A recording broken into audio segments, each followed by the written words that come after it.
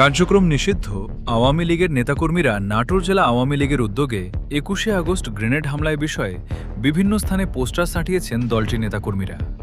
নলডাঙ্গা সদর উপজেলার বিভিন্ন স্থানে নেতাকর্মীদের পোস্টার বাংলাদেশের নিষিদ্ধ সংগঠন নলডাঙ্গাতেও নিষিদ্ধ, শুধু সর্বহারা না, আওয়ামী লীগও সর্বহারার মতনই এখন একটি সংগঠন।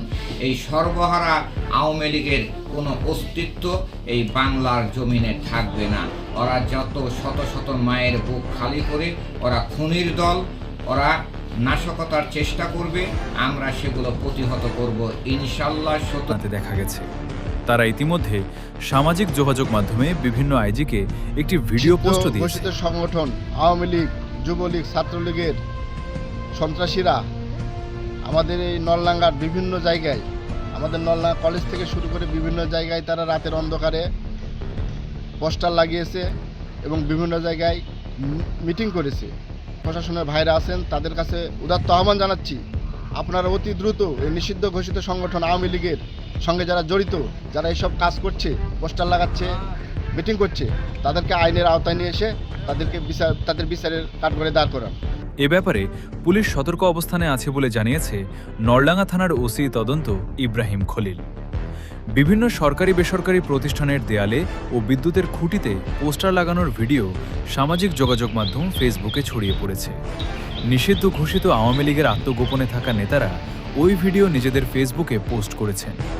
সোমবার রাতে নলডাঙ্গা ও নাটোর সদরের বিভিন্ন স্থাপনার দেয়ালে পোস্টার লাগিয়েছেন আওয়ামী লীগের নেতাকর্মীরা। উদ্দেশ্যে বলতেছি, আপনার ধৈর্যের পরীক্ষা নিন না।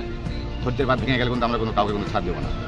আমরা সাধারণ জনগণ, আমরা দেশের কোনো বিশৃঙ্খলা হতে দেবো না এবং আমরা দেশের কোনো ক্ষয়ক্ষতি হতে দেবো না।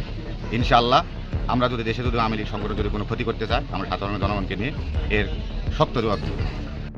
বেশ কয়েকদিন ধরে নাটোরের বিভিন্ন স্থানে মিছিল করছেন কার্যক্রম নিষিদ্ধ আওয়ামী লীগ ও সহযোগী সংগঠনের নেতাকর্মীরা। নলডাঙ্গার যোগদল কর্মী বিলপব হোসেন, জাসাস নেতা শাহিন মোল্লা, উপজেলা স্বেচ্ছাসেবক দলের আহ্বায়ক উজ্জ্বল হোসেন, উপজেলা বিএনপির সাবেক সাংগঠনিক সম্পাদক শফিকুল ইসলাম বুলবুল বলেন, আওয়ামী লীগ নিষিদ্ধ সংগঠন, তারা নাশকতা করার চেষ্টা করছে। প্রশাসনের উচিত দ্রুত তাদের গ্রেফতার করা। আমরা কোনো নিষিদ্ধ সংগঠনের কার্যক্রম দেখতে চাই না। এ ব্যাপারে পুলিশ সতর্ক অবস্থানে আছে বলে জানিয়েছে নলডাঙ্গা থানার ওসি তদন্ত ইব্রাহিম খলিল।